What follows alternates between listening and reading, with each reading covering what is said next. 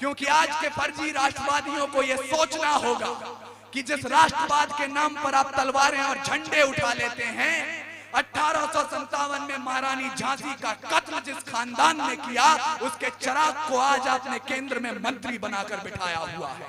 सांप जब तक आस्तीनों के न मारे जाएंगे, और ये सच बोलने का हौसला दीजिए मुझे कि सांप जब तक आस्तीनों के न मारे जाएंगे, हौसला कितना भी हो, हम जंग हारे जाएंगे और दुश्मनों के संग तो हम फिर करेंगे फैसले, पहले घर के जाहिलों के सर उतारे जाएंगे।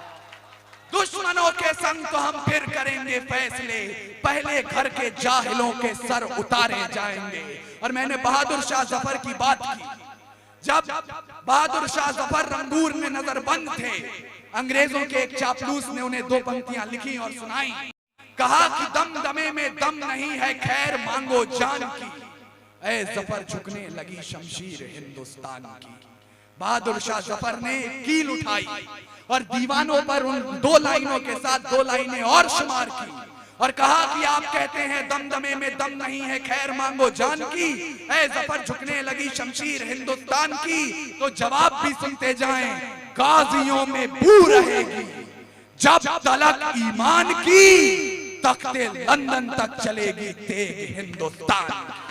वाह, ये वतन परस्ती का जुनून और जज्बा है जो आपके समक्ष है। लेकिन लोग कहते हैं मुझसे ये राज खोलना ठीक नहीं, जहां बात हो मजहब की वहां बोलना ठीक नहीं।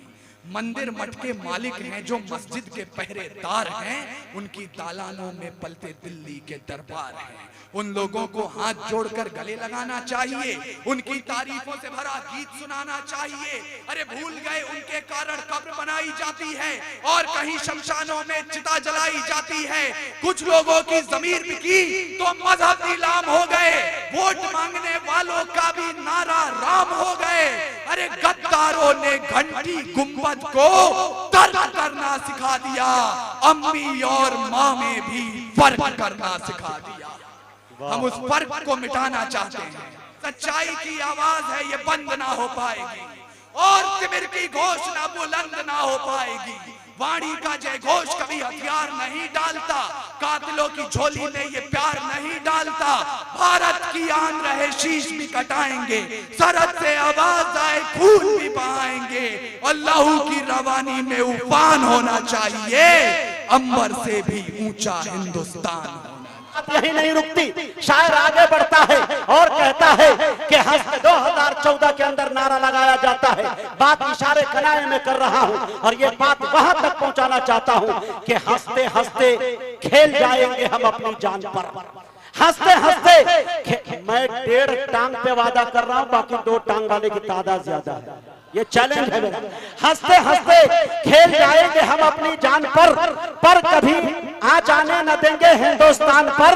अरे सरहदों पर भेज, सरहद पार की बातें न कर, हम करेंगे सबसे पहला वार पाकिस्तान पर।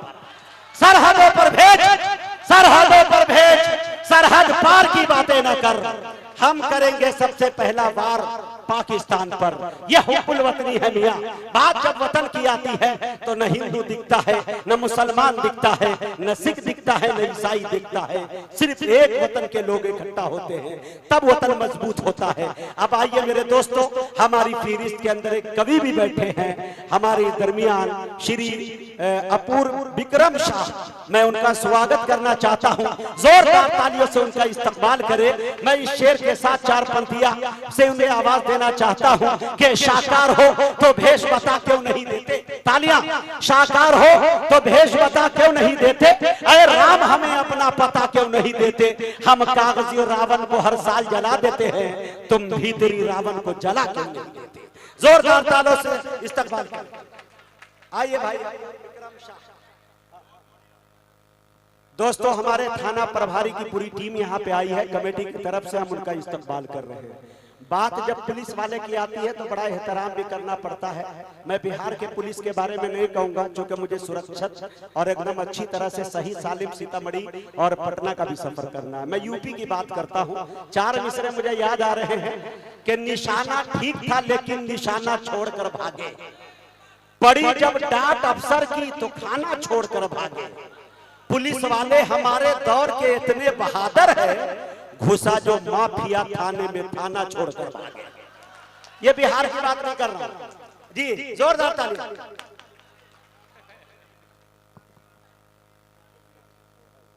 मां सरस्वती को नमन करता हूं। रामधारी सिंह दिनकर, दुष्यंत कुमार और राहत इंदौरी की रिवायत की ओर से सतमलपुर की जिंदा जमीन को सलाम पेश कर रहा हूं, स्वीकार कर रहा हूं।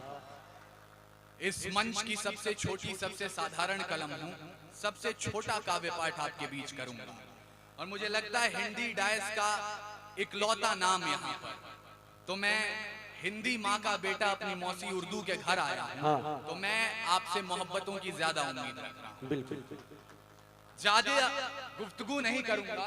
जहां शायरा बैठी हूं, जहां इतने बड़े मुशायरे के नाम बैठे हो, ये तो नहीं कहता मैं कोई कवि कोई शायर, लेकिन 2 मिनट का वक्त दीजिएगा मुझे और अगले 2 मिनट के बाद हजरात अगर आप अपने मोबाइल फोन अपने साथ लाए हैं, इस जगह का तापमान देखिएगा 10 डिग्री उठ नहीं गया तो यहां से बैठने के बाद मुझे क्या तापमान है भाई, तारीख गवाही देगी। मैं 2 पंक्तियों पर आपका और अपना दोनों का इम्तिहान ले रहा हूं। ये जो 200-250 साल का संघर्ष है, जिसके बाद हमने 3000 जातियां, 3500 उपजातियां, 27 राज्य, 7 केंद्रीय शासित प्रदेश और 650 कबीलों का ये मुल्क तैयार किया।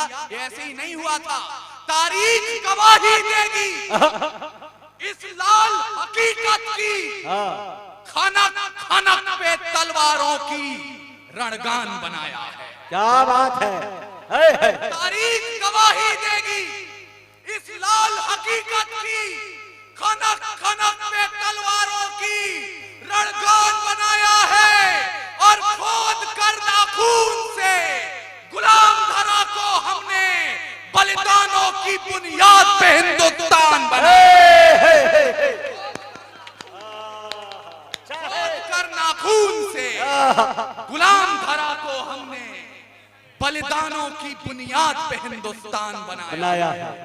और आप सोच रहे होंगे कि मुशायरे में हम यहाँ आए हैं तो वसीम भाई ने भी बात शुरू की तो तिरंगे पे ले गए। ये महबूबाओं की जुल्फों की बात होनी चाहिए, अपने बीते हुए दिनों को हमें याद करना चाहिए। पर मुझे क्षमा कीजिएगा, ये कमसिन सी कलियां, ये महकती हवाएं, ये पायल की छमछम जो पास बुलाएं, ये कमसिन सी कलियां, ये महकती हवाएं, ये पायल की छमछम जो पास बुलाएं, ये